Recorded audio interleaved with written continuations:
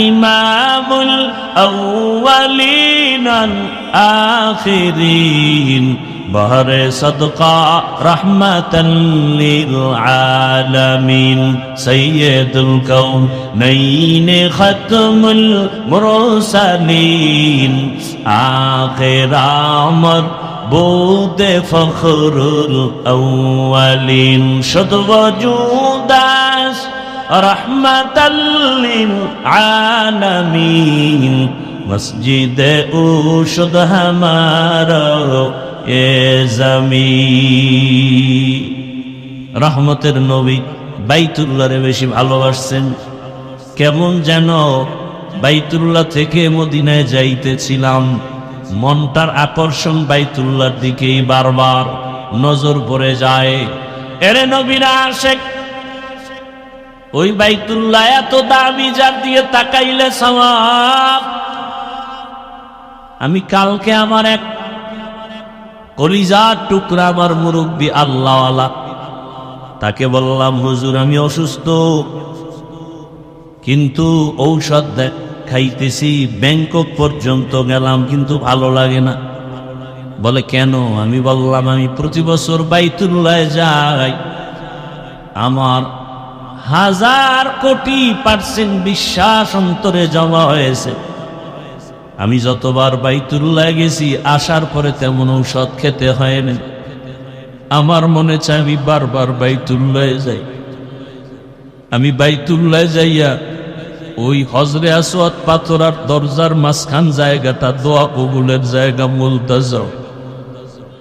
আল্লাহ রসুল বলে, ওই জায়গায় বুকটা লাগাইয়া মালিকের ডাক দিবি,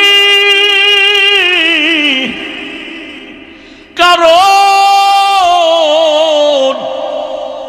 ওই জায়গায় ইব্রাহিম নবীর বুকটা লাগানো আছে, ইসমাইল নবীর বুক লাগানো আছে, কত নবী কত রাসূল, আল্লাহর কত প্রিয় বান্দার বুকে চাপ লাগানো ওখানে। ওই বাইতুল্লাহর দরজা আর হজরে আসওয়াদ পাথরের মাঝখান জায়গায় বুকটা লাগা ডাক দিবি, ও দয়ার মালিক, আমারে এমন রোগী পাইছে যার ঔষধ নাই, তুমি মুক্তি করে দাও।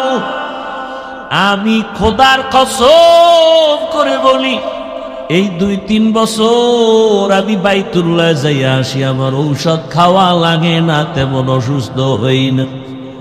কিন্তু আমার মনে চায় আমি ব্যাংকক পর্যন্ত ঘুরেছি, আর জীবনে কোথাও ডাক্তার দেখাইতে যাব না। হুজুর আপনি একটু দোয়া করে দেন, আমি যেন হাজিরা দিতে গিয়া প্রত্যেকবার আমার মাওলার ঘরে গিয়া হাজিরা দিয়া বলতে পারি, লাব্বাইক আল্লাহুম্মা লাব্বাইক, লাব্বাইক লা শারীকা লাক লাব্বাইক, ইন্নাল হামদা ওয়ান নি'মাতা লাক ওয়াল মুলক লা শারীকা লাক। ও বান্দার বঞ্জিলার টাকাওয়ালা, ও ধনী ব্যবসায়ী বাবারা, চাকরিজীবীরা, কিসের টাকার ধান্দায় পড়ে আছো? ওই বাইতুল্লাহ যদি একবার যাইতে পারতা, দেখতা কি মজা। ওই বাইতুল্লাহর সাথে একটু যদি বুকটা লাগাইতে পারতা, বুঝতা কেমন মজা। এখন তোমাকে বুঝানো যায় না, টাকা আছে, কত গরিবরা কাঁদে বাইতুল্লাহ যাবে, টাকার অভাবে যেতে পারে না। আর আল্লাহ তোমাকে কত টাকা দিয়েছে, আমার জানা মতে কত ঢাকার হাজিওয়ালারা আছে, টাকাওয়ালা, নিজেও বাইতুল্লাহ যায়, রমজানেও যায়, হজেও যায়, আবার শত শত গরিবদেরকে বাইতুল্লাহর উমরায় পাঠায়, হজে পাঠায়। আছে না নাই? ও যুবক, তুমি ভাবতেছো তোমার টাকা নাই, কেমনে যাইবা?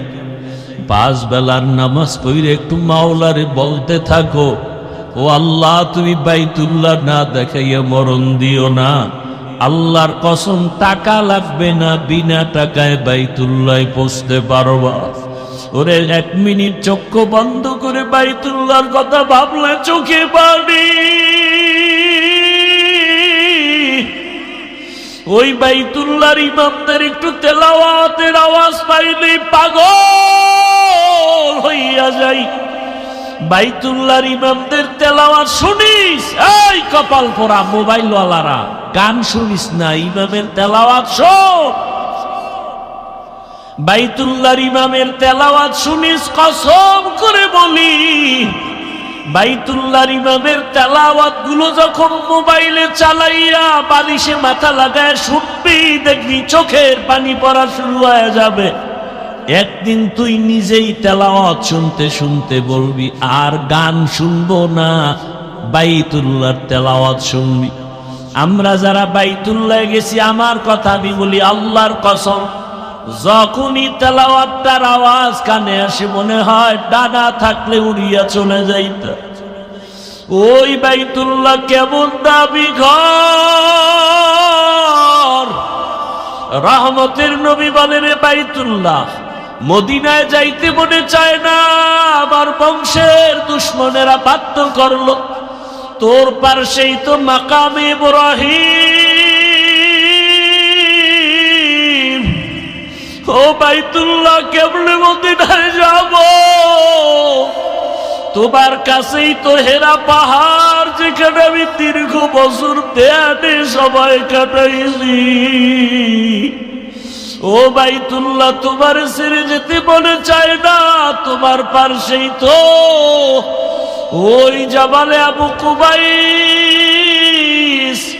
যেই পাহাড়ে উঠিয়া ইব্রাহিম নবী হজের এলান করেছিলেন। ও বাইতুল্লাহ তোমার পাশেই তো পাহাড় আছে জবালে রহমত, যেই পাহাড়ে আদম নবী দোয়া করছেন, আমার মাওলা ডাইরেক্ট ক্ষমার ঘোষণা দিয়ে দিছেন। ও বাইতুল্লাহ তোমার পাশেই তো জাবালে নূর, যেই জাবালে নূরের মধ্যে আমি সময় কাটিয়েছি। ও বাইতুল্লাহ মনে চায় না ছেড়ে যাইতে। নবী এভাবে কান্না করে করে করে করে যখন হিজরত করতে রওনা, মালিক বলছে যাওয়াই লাগবে। যখন বের হয়, নবীজি বাইতুল্লাহ থেকে বের হইয়া যেই রাস্তায় যায়, ওই রাস্তাটাকে আজও সৌদি আরব যারা উমরা হজে যাবেন, ওটার নাম তরিকে হিজরা। হিজরা রোড, হিজরতের রোড। আমি 13 সালে হজে গিয়া ওই হিজরা তরিকে হিজরার একটা নরমাল হোটেলে ছিলাম। নবীজি যায়, কিছু দূর যায়, আবার পিছনে তাকায়, বাইতুল্লাহর বড় মায়া। নবী আবার সামনে হাঁটে, আবার পেছনে তাকায়, বাইতুল্লাহর মায়া। বেনামাজি হইও না রে বাবা। আমি কিন্তু এখানে এতক্ষণ বয়ান করি, একজনকেও বলি না আমার মতো টুপিওয়ালা হুজুর হয়ে যাও।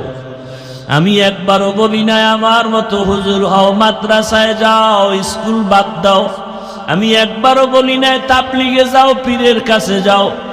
আমি সারা বাংলাদেশে ঘুরে ঘুরে পাও ধরে ধরে বলি, বাবা চাকরি করো, পুলিশ, র্যাব, আর্মি, বিডিআরের চাকরি করো, ব্যবসা করো, বাধা নাই। তবে তুমি ওখানে থাইকা রসুলের আদর্শের মালা গলায় লাগাও, 5 ওয়াক্ত নামাজ আদায় করো। তোমার মতো কত যুবক তাকায় দেখো, স্কুলে পড়ে, কলেজে পড়ে, 5 ওয়াক্ত নামাজি আছে না নাই? বলো বাবা তুমি কেন পারবা না? তোমার মতো যুবক তাকায় দেখো, র্যাব, আর্মি, পুলিশ, বিডিআরের চাকরি করে, নামাজ আদায় করে। ও বাবা তোমার মতো চাকরিজীবী চাকরি করে, ব্যবসা করে, নামাজ ছাড়ে না। ও ব্যবসায়ী বাবারা, আপনার মতো ব্যবসায়ী নামাজ পড়ে, বলেন আপনি পারেন না কেন? ও চাকরিজীবী বাবারা, আপনার মতো কত চাকরিজীবী চাকরি করে, নামাজ পড়ে, আপনি পারেন না কেন?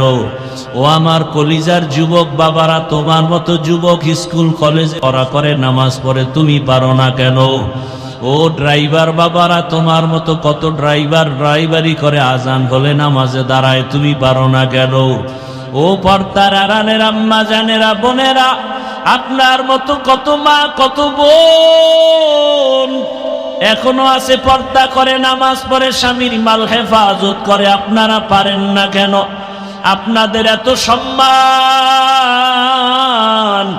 আপনারা তো নবীদের মা, আপনারা তো সাহাবায়ে কেরামদের মায়ের মতোই মা। এই দুনিয়ায় নবী হতে পারেন না, মায়েরা তবে নবীদের মা হয়েছেন। এ দুনিয়ায় সাহাবী সাহাবিয়ার মতো নারী আপনারা, খাদিজা রাদিয়াল্লাহু আনহার মতো নারী, ফাতেমা রাদিয়াল্লাহু আনহার মতো নারী, আয়েশা রাদিয়াল্লাহু আনহার মতো নারী। ও পর্দার আড়ালের আম্মা জানেরা, আপনার ছেলেটাকে আপনি ডাক্তার বানাবেন, প্রফেসর বানাবেন, ইঞ্জিনিয়ার বানাবেন, বাধা নাই। তবে আমার দাবি একটাই, ডাক্তার জাকির নায়েকের এত সুনাম কেন? টাকার কারণে, ক্ষমতার কারণে নয়, নবীজির আদর্শের কারণে। আপনার সন্তান ডাক্তার হবে, নেককার, নামাজি, পর্দাওয়ালা। আপনার সন্তান ডাক্তারিও করবে, নামাজ পড়বে, কোরআন তেলাওয়াত করে মা বাবার জন্য দোয়া করবে। ও যুবক বাবা, তুমি ডাক্তার হও, প্রফেসর হও, ইঞ্জিনিয়ার হও, বাধা নাই। তবে মা বাবার দোয়া নিয়া, শিক্ষকের দোয়া নিয়া, উলামায়ে কেরামের দোয়া নিয়া, নবীজির আদর্শ মেনে চলবা, জীবনটা ধন্য হয়ে যাবে। ওই বাইতুল্লাহর দিকে আগাইতে থাকো। আজকে তো তুমি চোখ বন্ধ অন্ধের মতো সেজদা দাও, বাইতুল্লাহ সামনে নাই। যেদিন বাইতুল্লাহর সামনে গিয়ে একটা সেজদা দিবা, মনে হয় যেন তোমার জীবনের শ্রেষ্ঠ সেজদা হবে। আজকে তুমি নামাজে দাঁড়াও, বাইতুল্লাহ সামনে দেখো না। আল্লাহ যদি কবুল করেন, বাইতুল্লাহ সামনে নিয়ে যেদিন নামাজে দাঁড়াইবা, দেখবা আজকে নামাজে দাঁড়াইলে মন বসে না, সেদিন চোখ থেকে পানি পড়া শুরু হয়ে যাবে। এত কান্না, এত কান্না। ওই বাইতুল্লাহ বড় দামি। আল্লাহ পাক রব্বুল আলামিন ওই নবীকে বিজয়ের বেশে আবার বাইতুল্লাহে ফিরাইয়া দিলেন। ওই বাইতুল্লাহ বড় দামি ঘর। ওই বাইতুল্লাহর জিয়ারতের জন্য হাজিরা দৌড়াচ্ছে। কিছুদিন পরেই যখন শুরু হয়ে যাবে, হাজি সাহেবরা হজ করতে যাবে, আরাফার ময়দানে যাবে। আরে 24টা ঘন্টাই কান্না করে, লাব্বাইকের আওয়াজ দেয়। নবী বলেন, যারা তোমরা হজে যাইতে এখনো পারো নাই, ওই হাজিদের নমুনা নিজের মধ্যে ঢুকাও। আল্লাহ চায় হাজি সাহেবরা যখন হজের মাস শুরু হয়ে যাবে 1 তারিখ, ওই হাজি সাহেবরা নখ কাটবে না, চুল কাটবে না। আল্লাহর আইন হয়ে গেছে। ও কোরবানি করনেওয়ালারা, তুমি যদিও হজ করতে পারো নাই, হাজিদের নমুনায় তুমিও চুল কাটিও না, নখ কাটিও না কোরবানির আগে। আমার আল্লাহ তোমাকে দেখে একটু মোহাব্বত করবে, মোহাব্বতের নজরে তাকাবেন।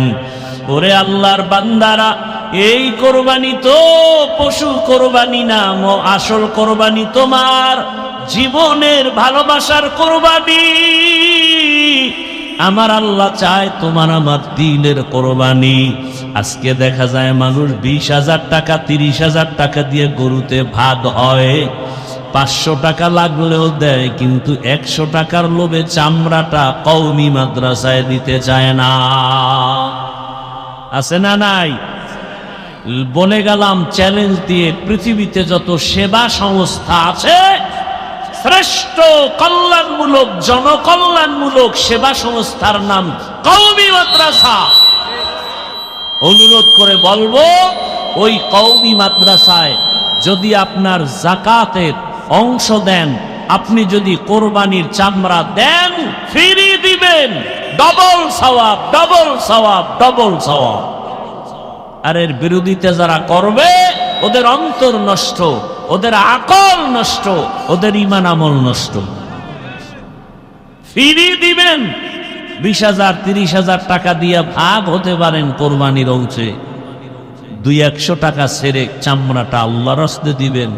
এখন তো সিন্ডিকেট চলতেছে চামড়ার জগৎ নিয়ে। অনেক মাদ্রাসাওয়ালারা কালেকশন করবে না বলেছেন, কিন্তু অনুরোধ করে বলছি, আল্লাহর ওয়াস্তে ফি সাবিলিল্লাহ কওমি মাদ্রাসার এতিম ফান্ডে আপনারা এটা দিবেন। গরিব এতিম অসহায় যারা আছেন, এদের পেছনে এটা খরচ করা হবে। এটা দিনের ডবল সওয়াব। 1 সওয়াব গরিব এতিমের হক আদায় করা হবে, আর 1 সওয়াব হলো এলমে দ্বীন ওরা শিখে, কোরআন হাদিস শিখে, এই এলেমের সহযোগিতা করা হবে। কয় সওয়াব। কি ডিস্টার্ব কেন বাবা? ডবল সওয়াব। আর এর বিরোধিতা যারা করবে এদের অন্তর খারাপ। আল্লাহ হেদায়াত দান করুন। লা ইয়ানালাল্লাহু লুহুমুহা ওয়ালা দিমাউহা ওয়ালাকিন ইয়ানালুহুত তাকওয়া মিনকুম। ও পর্দার আড়ালের আম্মা জানেরা, বোনেরা, ও যুবক, অনুরোধ করে বলছি, জীবনে তো গুনাহ কম করো নাই। মনে চাইছে নামাজ পড়বা না, পড়ো নাই। মনে চাইছে দাড়ি রাখবা না, রাখো নাই। মনে চাইছে পার্কে যাবা, দৌড়ায়া গেছো। মনে চাইছে মোবাইলে সারা রাত গুনাহ করবা, করেছো। মনে চাইছে নাচ গান করবা, দেখবা, করেছো আর দেখেছো। এখনো কি তোমার অন্তরের আশা পূরণ হয় নাই? তওবা কি করবা না? মরণের ভয় কি নাই রে যুবক? আজকে তুমি এখানে বসে আছো, কালকে 10টার সময় হতে পারো তুমি লাশ। এই যে রমজানের রোজা গেল, ঈদ গেল, কত মানুষ মরে গেল। বাসটা পানির মধ্যে চলে গেল। একটা বাচ্চা সাঁতার কাইটা এসে বলে আমার আম্মু পানিতে আটকা আছে, তাড়াতাড়ি আমার আম্মুকে বাসের থেকে নিয়ে আইসা বাঁচাও। আবার এক মহিলা সাঁতার কাইটা এসে বলে আমার বাচ্চা বাসের মধ্যে আটকানো, আমার বাচ্চাটাকে বাঁচাও। এইভাবে চোখের সামনে দিন দিন বিদায়। এমন কোনো দিন নাই, লাশ নাই। কয়দিন আর বাঁচবা? কই চাকরিজীবী, কই বাড়িওয়ালা? বাড়ি পড়ে আছে, বাড়িওয়ালা নাই। চাকরির জায়গা ঠিকই, চাকরি চলতেছে, কিন্তু আগের লোকটা নাই। এইভাবে একদিন বিদায় হতে হবে। আগামীকাল যদি আল্লাহ ডাক দিয়ে আজরাইলের পাঠায় দেয়, ঘুমের ভেতরে ওর জানটা নিয়ে যা। সকাল 10টা 11টায় আম্মু জানা ইসা যখন ডাকবে, দেখবে ঘরের মধ্যে বাচ্চার সন্তানের জবানে কোনো আওয়াজ নাই। প্রতিদিন 2 ডাক দিলে সারা দেয়, আজকে এত ডাকি সারা দেয় না কেন? দরজা খুইলা মা সন্তানের হাত, বডির মধ্যে হাতটা টাচ করে দেখে পুরো শক্ত, বরফের মতো ঠান্ডা। মা পাগলনির মতো হয়ে চিৎকার দিয়া বলবে, খবর হয়ে গেছে, আমার ছেলেটা দুনিয়ায় বাঁচিয়া নাই। ও যুবক বাবারা, একটু চিন্তা করো, ঘুমের মধ্যেও কত মরণ হয়ে যায়। ও পর্দার আড়ালের মা বোনেরা, কয়দিন আর দুনিয়ায় বাঁচবেন, কখন মরণ হবে জানা নাই। এখনো সময় আছে, তওবা করেন। ওই মা ডাক দিয়া স্বামীকে ডাকবে, ও যুবক, আল্লাহ কুদরতের দরজা খুলে দিলে তুমি দেখবা বাবাও কাঁদতেছে আর বলতেছে আমার সন্তান নাই। মা কাঁদবে আর বলবে আমারে আর মা বলে ডাক দেওয়ার কেউ নাই।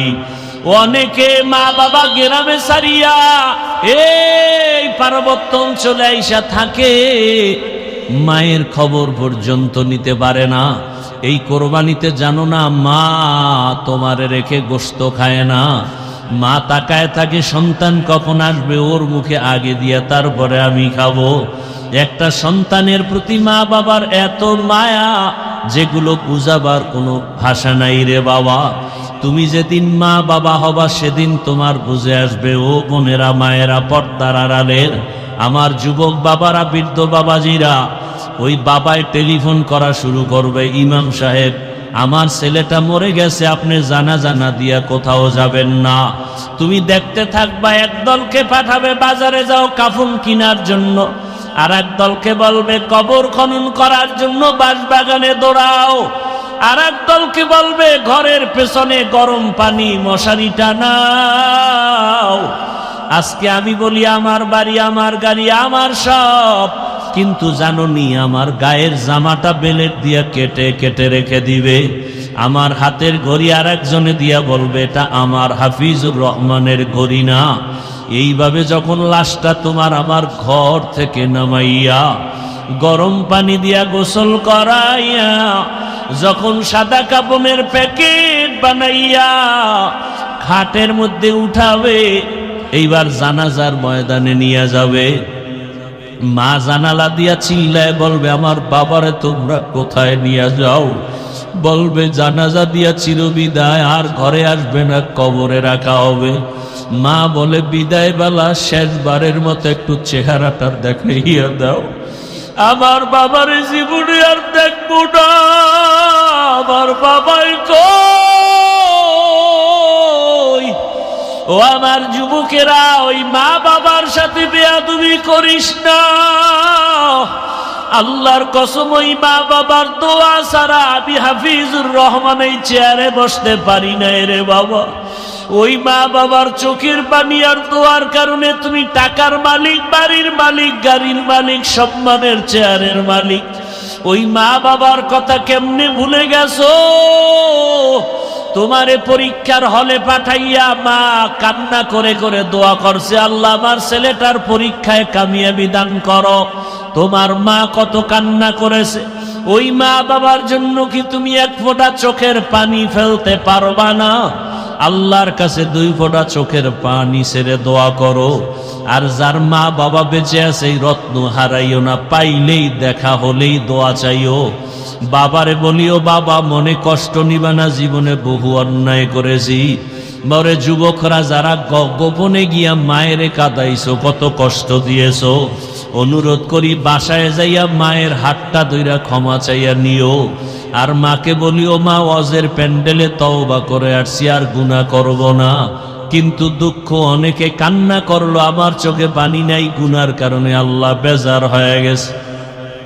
মা তুমি আমার উপরে বুঝি বেজার, আমার মাথায় হাতটা দিয়া দোয়া করে দাও, আর কোনোদিন বেয়াদবি করব না। মাকে যদি বলতে পারো, দেখবা মায়ের চোখে পানি। মা বলবে, বাবা আয় আয় আয়। মাথায় হাতটা দিয়া ডাকবে, ও আরশে আজিমের মালিক, আমার কলিজার সন্তানটারে তুমি কবুল করিয়া নাও। ও বাবা, ওই জানাজা পড়াইয়া যখন কবরের দেশে নিয়ে যাবে, এমন জায়গা যেখানে দিনের বেলাও কেউ যায় না, ভয় লাগে। আজকে আমার ডানে বামে, তোমার ডানে বামে কত ভক্তবৃন্দের অভাব নাই। একা একা চলতে পারো না, কত গার্ড আইসা তোমারে আগায় দেয়। কবরে রাখার পরে এমন হালাত হবে, মাটি পাড়ায়া পাড়ায়া দিয়া যখন বিদায় হবে, ওই কবরে কেউ নাই। অন্ধকার কবরে তখন ডানে মাটি, বামে মাটি, উপরে নিচে মাটি। 2 জন ফেরেশতা প্রশ্ন করতে আসবে, রবের পরিচয় দাও, ধর্মের পরিচয় দাও, রাহমাতুল লিল আলামিনের পরিচয় দাও। যারা দুনিয়াতে নবীর তরিকা মেনে, আল্লাহর হুকুম মেনে নামাজ আদায় করবে, দাড়ি রাখবে, পর্দা করবে, আল্লাহর পক্ষ থেকে ওরা জবাব দিতে পারবে। আর আল্লাহ খুশি হয়ে কুদরতের আওয়াজ দিয়া বলবে, কবরটা বেহেশতের বিছানা দিয়া দাও। কিন্তু কপাল পোড়া আমরা যারা বেনামাজি, নামাজ ঠিক মতো পড়ি না, গুনাহ করি, দাড়ি নাই, নামাজ নাই, পর্দা নাই, মা বাবার সাথে ভালো ব্যবহার নাই, এই বেনামাজি অবস্থায় যদি কবরের ডাক আসিয়া যায়, ওই কবরে যখন প্রশ্ন করা হবে, বেনামাজি একটা জবাব দিতে পারবে না, বারবার বলবে, হা হা লা আদরি, আফসোস আমি কিছুই জানি না, কিছুই জানি না।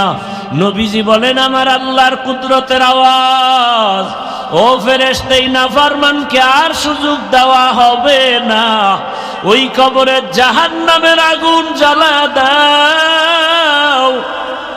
ওই কবরের মাটি 2 পার্শ্ব থেকে জোরে জোরে চাপ দিবে। আম্মা জান আয়েশা রাদিয়াল্লাহু তাআলা আনহা বলেন, আমি প্রায় সময় দেখতাম আমার রাসূল আমার রুমে বসে গুনগুন করে কান্না করতেন। আমি মাঝে মাঝে জিজ্ঞাসা করতাম, ইয়া রাসূলুল্লাহ, আপনি আমার রুমে বসে কান্না করেন কেন? মায়ার নবী কান্না করতেন আর বলতেন, আয়েশা, হাসরের মাঠে কঠিন অবস্থার কথা মনে পড়লে আমি চোখের পানি রাখতে পারি না। যে এমন কঠিন হবে, নবীরা পর্যন্ত উম্মতের কথা ভুলিয়া নিজেদের জন্য কান্না করবেন। মূসা নবী কাঁদবেন, ঈসা নবী কাঁদবেন, ইব্রাহিম নবী কান্না করবেন। ওই সময় উম্মতেরাও পাগলের মতো দৌড়াবে। সূর্যের গরম সহ্য করা যায় না, জাহান্নামের আওয়াজ সহ্য করা যায় না। কোথায় যাবে সুপারিশের জন্য? যেখানে যাবে নিরুপায় হয়ে যাবে, ব্যর্থ হইয়া সর্বশেষ এরা মুহাম্মদের তালাশ করবে, কোথায় পাওয়া যায়। আম্মা জান আয়েশা বলেন, ইয়া রাসূলুল্লাহ, কঠিন সময় আপনাকে কোথায় পাওয়া যাবে? নবী বলেন, আমি আমার মাওলার দরবারে মাকামে মাহমুদে সেজদায় পড়ে কাঁদবো। মূসা নবী নিজের চিন্তায় কাঁদবেন, ঈসা নবী নিজের চিন্তায় কাঁদবেন, ইব্রাহিম নবী নিজের চিন্তায় কাঁদবেন, আর আমি মুহাম্মদ আমার চিন্তায় একবারও কিছুই বলবো না, আমি বারবার কাঁদবো আর বলবো আমার উম্মত, আমার উম্মত, আমার উম্মত। ও নবীর উম্মতের দল, আল্লাহর কোরআনটা মিথ্যা মনে করিও না, নবীর কথা মিথ্যা মনে করিও না, ওলামায়ে কেরামের কথা মিথ্যা মনে করিও না। এখনো সময় আছে, তওবা করো, নবীর তরিকা মেনে চলো। নবীর শাফাআত ছাড়া জান্নাত হবে না। জীবনে গুনাহ তো কম করো নাই, আজকে আল্লাহর কাছে তওবা করো। আর নামাজ ছাড়বা না, দাড়ি কাটবা না, বেপরদায় চলবা না। মা বাবার দোয়া, শিক্ষকের দোয়া, উলামায়ে কেরামের দোয়া নিয়ে নবীর সুন্নত অনুযায়ী চলবা। ও যুবকেরাও তওবা করো, ডাক্তার হও, নামাজ ছাড়িও না, ইঞ্জিনিয়ারিং পড়ো, নামাজ ছাড়িও না। ঢাকা কলেজে গিয়ে দেখো কত ছেলেরা কলেজে পড়ে, পাগড়িওয়ালা, নামাজির অভাব নাই। তুমি পারবা না কেন? আল্লাহর কাছে তওবা করো। ও মা বোনেরাও তওবা করেন, আর নামাজ ছাড়বেন না, বেপরদায় চলবেন না, স্বামীর মাল হেফাজত করবেন, খেয়ানত করবেন না। আল্লাহ আমাদের তওবা যদি খাঁটি অনুমতে করতে পারি, আল্লাহ জীবনের গুনাহ মাফ করে দিবেন। মরিয়া গেল আর নামাজ ছাড়বো না, দাড়ি কাটবো না, বেপরদায় চলবো না। তওবা করার মতো যদি কারো অন্তর তৈরি হয়, মুনাফিকি না থাকে, যাদের খাঁটি নিয়ত আছে, দুটো হাত আল্লাহকে দেখাইয়া দাও। আয় আল্লাহ, হাতগুলো কবুল করে নেন, তওবা কবুল করে নেন। তওবার উপরে মজবুত হইয়া চলার তৌফিক দান করেন, আমিন। আলহামদুলিল্লাহি রাব্বিল আলামিন, والصلاة والسلام على سيد الأنبياء والمرسلين وعلى آله وأصحابه أجمعين. يا أرحم الراحمين، يا أرحم الراحمين، يا أرحم الراحمين. رب ارحمهما كما ربياني صغيرا. اللهم إنك عفو كريم تحب العفو فاعف عنا. اللهم إنا نسألك رضاك والجنة ونعوذ بك من سخطك والنار. اللهم إنا نعوذ بك من البرص والجنون والجذام وسيء الأسقام. اللهم اجعلني من المستجابين للدعوات. ও দয়ার মালিক, আমরা গুনার বোঝা নিয়ে আপনার দরওয়াজায় হাজির। মেহেরবানি করে আমাদের গুনাহগুলো মাফ করে দেন আল্লাহ। আয় আল্লাহ, মাহফিল কবুল করে নেন, আয়োজনকারী সহযোগিতাকারীদের কবুল করে